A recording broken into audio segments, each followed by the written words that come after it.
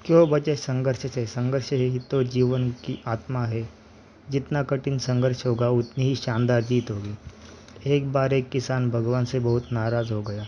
किसान बहुत मेहनती था। बहुत मेहनत से वह खेतों में अनाज उगाता, उसकी देखभाल करता, पर अक्सर उसकी फसल खराब हो जाती।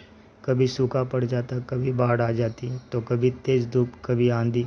कोई ना कोई कारण बन ही जाता कि उसकी फसल खराब हो जाती।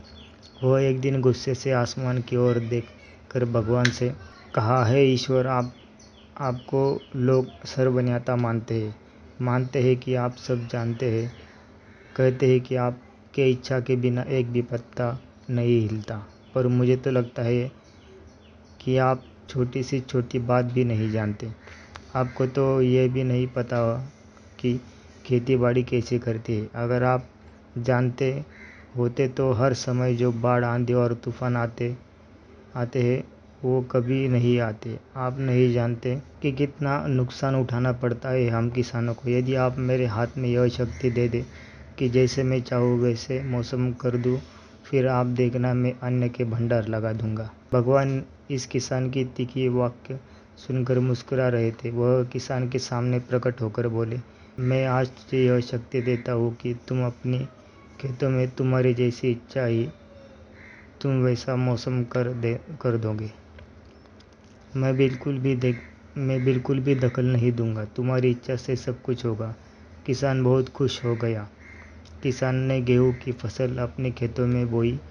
जब उसे लगा कि खेतों को धूप चाहिए तो खेतों को धूप मिलती। जब पानी बरसाना चाहिए तभी पानी बरसता। आंधी, तूफान, बाढ़, कुछ भी उसने अपने खेतों पर आने नहीं दिया। किसान के खेत में इस वर्ष ऐसी फसल हुई जैसे कभी नहीं हुई थी। हरी भरी लहराती फसल। मन ही मन वह बहुत खुश हो गया और सोचने लगा, अब सबूत के साथ दिखाऊंगा भगवान को कि इसे कहते हैं शक्ति। इसे कहते हैं शक्ति का सही उपयोग। मेरी सफलता देखकर उन्हें अपने नियम ज़रूर बदलने पड़ेंगे। कुछ दिन गुजरे, फसल काटने को तैयार हो गई। किसान बहुत उत्सुकता के साथ फसल काटने लगा और जैसे ही उसकी नज़र गेहूं की बालियों पर गई तो उसने अपना सर पीट लिया और वह रोने चिल्लाने लगा।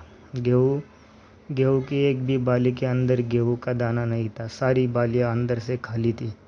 किसान बहुत ही दुखी हो गया। भगवान को रोते हुए फिर पुकारा, हे प्रभु, तुमने ये मेरे साथ क्या किया? तुमने मुझे कोई सज़ा दी? भगवान बोले, पुत्र, ये तो होना ही था। तुमने पौधे को संघर्ष करने का मौका ही कहाँ दिया। न तुमने उन्हें आंधियों से जूझने दिया, न तेज बारिश से सहने दिया और न ही धूप में तपने दिया।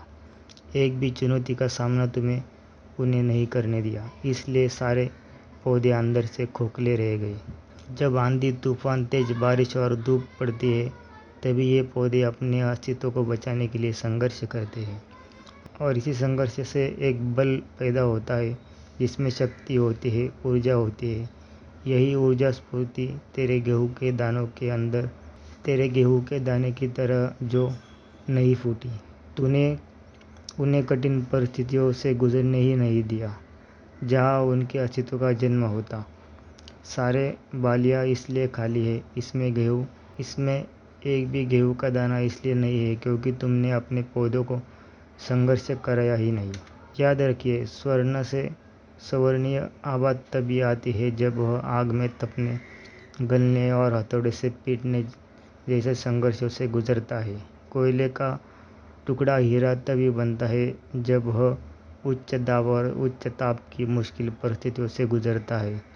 इसी तरह यदि हमारी ज़िंदगी में कोई संघर्ष ही ना हो, कोई चुनौती ही ना हो, तो हम भी गेहूं की बालियों की तरह ही खोखले रह जाएंगे।